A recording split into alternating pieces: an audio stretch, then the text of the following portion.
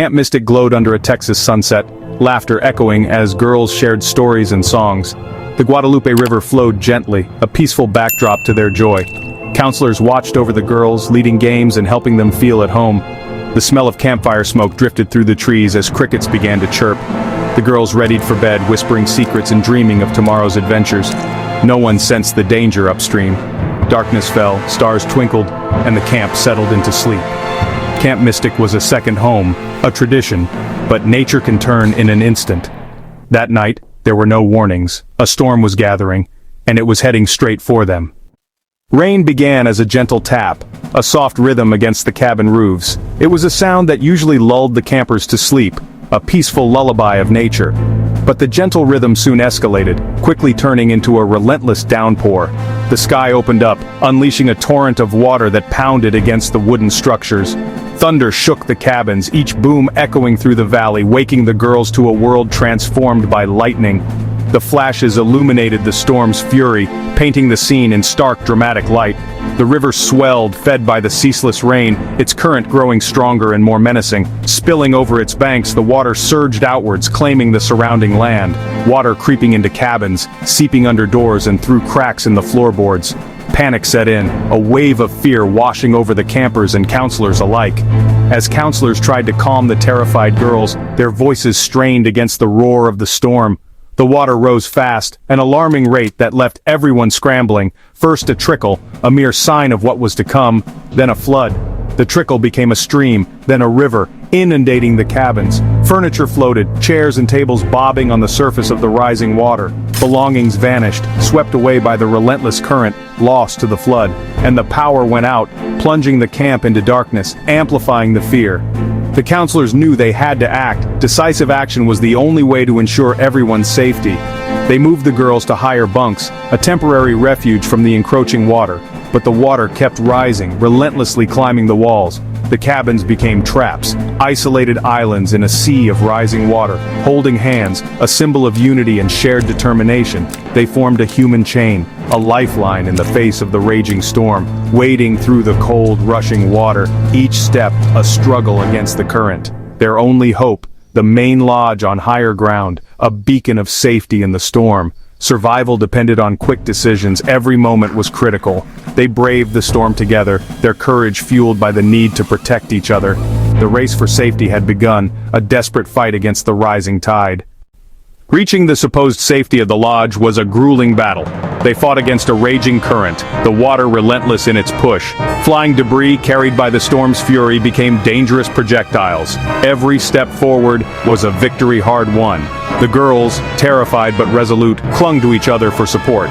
The camp counselors, their voices firm despite the chaos, urged them on, providing a lifeline of encouragement and direction through the surging waters. Finally, they made it to the lodge, soaked to the bone and utterly exhausted. Relief washed over them, a temporary reprieve from the storm's wrath. They huddled inside, thinking, praying that they were finally safe from the worst of it. But the river, swollen beyond its banks, unleashed a devastating flash flood, a surge of water unlike anything they had ever witnessed. The force of the water was immense, smashing into the lodge with a terrifying roar. The building shuddered under the assault. Water burst through windows with explosive force, shattering glass and sending debris flying. The lodge was no longer a sanctuary, but a trap. With the lower floors rapidly flooding, they were forced to make a desperate climb onto the roof, their only remaining refuge. Exposed to the full fury of the storm, the wind and rain lashing at them, they faced their darkest moment, the reality of their situation sinking in. One girl, her voice trembling with fear, asked the question that hung heavy in the air. Are we going to die? A counselor, her face etched with determination, replied with unwavering conviction, No, we'll be okay. Help is coming. We just need to hold on. Huddled together for warmth and comfort, they sang familiar songs, their voices thin against the roar of the storm. They told stories, sharing memories and offering words of comfort, desperately trying to drown out the chaos and fear that threatened to overwhelm them.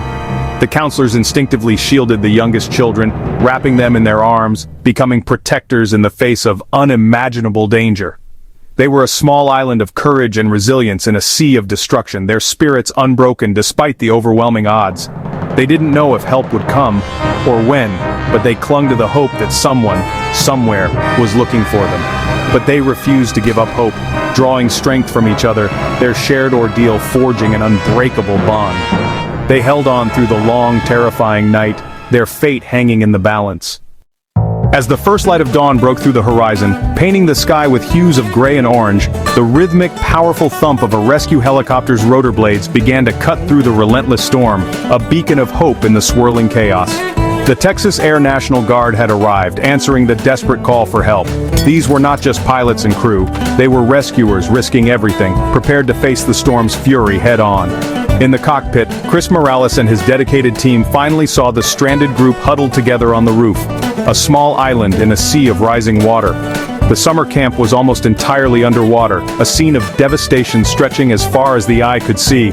Only the very tops of the tallest trees and the roof of the main lodge remained visible above the murky floodwaters. The pilot fought against fierce, unpredictable winds, battling to maintain control of the aircraft. It was a constant struggle to hover steadily above the precarious rooftop. Slowly, carefully, a rescue basket was lowered from the helicopter's hoist, swinging wildly in the face of the relentless wind and rain. The camp counselors, brave and composed, calmed the terrified girls, offering words of comfort and reassurance. They began loading them into the basket one by one, entrusting them to the capable hands of the rescue team. Each lift was a hard-won victory against the elements, one more precious life pulled from the brink and brought to safety. Inside the cramped interior of the helicopter, the rescued girls were shivering, deeply shocked by their ordeal but remarkably resilient in spirit. Profound relief and immense gratitude shone in their eyes, a testament to their enduring hope. The brave rescuers made trip after trip, tirelessly ferrying the campers to safety, steadfastly refusing to leave a single person behind, no matter the risk. It was a masterclass not only in courage, but also in seamless teamwork and unwavering dedication. Finally, every single camper and counselor was safely pulled from the flooded rooftop. The terrifying ordeal was finally over, the nightmare at an end. Hope, in the form of a whirring helicopter, had arrived from the sky, bringing salvation and a promise of a brighter tomorrow. All 142 campers and counselors were airlifted to safety, no lives lost. At a nearby shelter, parents and children reunited in tears and relief. The girls, exhausted but safe, clung to their families. The camp was destroyed, but its spirit survived. Counselors became heroes, girls found strength they never knew they had. The rescuers' bravery inspired a community. The memory of that night would never fade. The girls learned about nature's power and their own resilience. Teamwork and trust had saved them. Even in disaster, hope endured. Camp Mystic was more than buildings. It was unbreakable spirit. The flood was a tragedy but also a story of survival, and a testament to the courage within us all.